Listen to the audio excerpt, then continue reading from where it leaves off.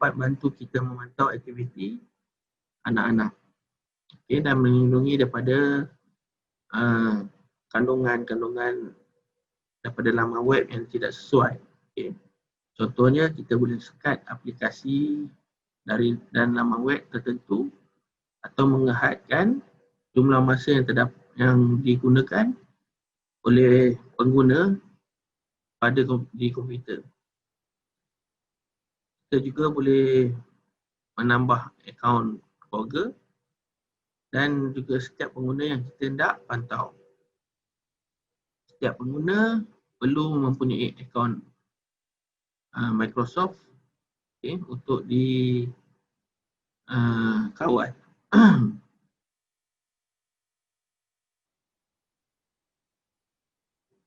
Baik, untuk menambah family members ni, kita perlu pergi kepada account setting. Setting, account, dan klik pada family and other users. Dan di bahagian atas tu kita perlu tambah, klik pada add family members. Pilih add a child dan masukkan alamat email pengguna baru dan klik untuk seterusnya. Klik next untuk seterusnya. Ahli baru perlu mengesahkan penambahan kumpulan keluarga mereka daripada inbox email mereka dengan klik pada butang accept invitation. Setelah selesai yang tadi, pilih manage family setting online. Apabila kita klik manage family setting online tadi, ia akan membuka satu browser baru. Okey. Daripada sini kita perlu pilih untuk pengguna yang kita perlu setting untuk kawalan ibu bapa. Okey, ini adalah satu contoh video yang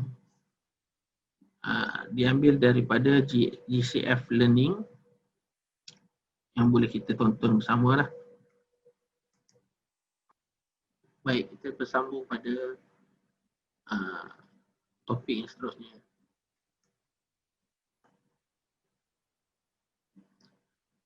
Okay, Windows Desktop Fundamental. Desktop adalah satu skrin utama yang kita lihat setelah kita menghidupkan komputer dan kita telah log masuk. Okay. Seperti bahagian atas meja, ia berfungsi sebagai permukaan kerja kita lah. Okay. Masa kita membuka program atau folder, ia muncul di desktop.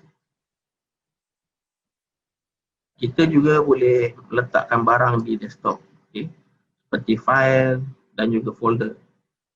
Dan juga kita boleh susun mengikut keperluan kita sendirilah. Okay. Kadang-kadang desktop juga ditakdirkan secara meluas untuk memasukkan taskbar. Okay. Taskbar terletak pada bahagian bawah skrin. Okay, bawah skrin anda seperti anda tengok di gambar tersebut. Okay, sepanjang taskbar adalah yang benda yang panjang tersebut.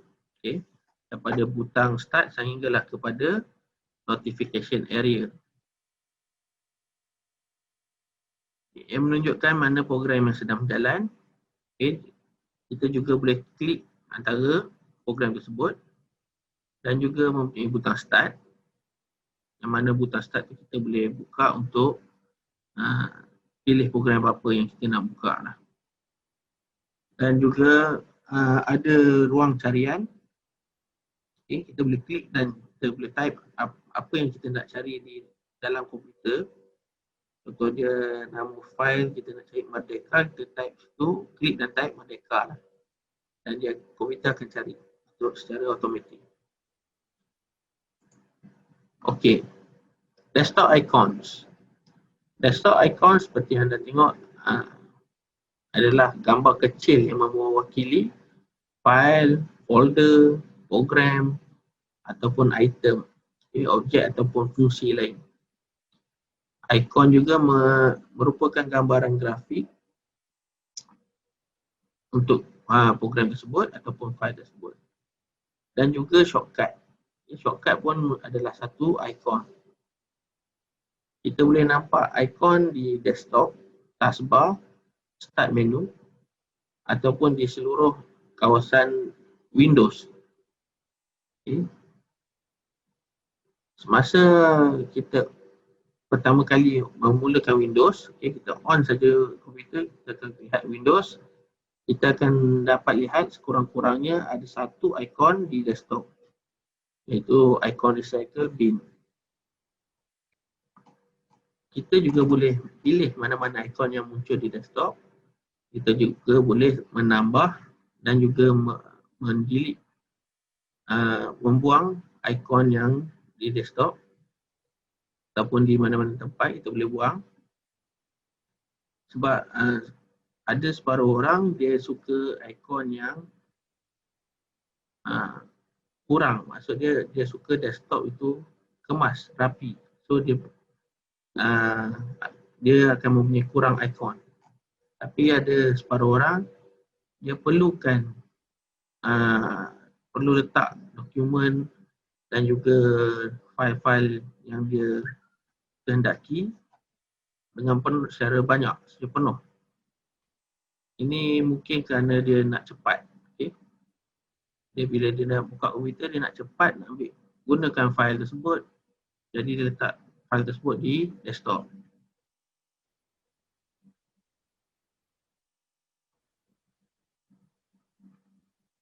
Pengguna juga boleh meletakkan shortcut. Shortcut ni ada satu ikon yang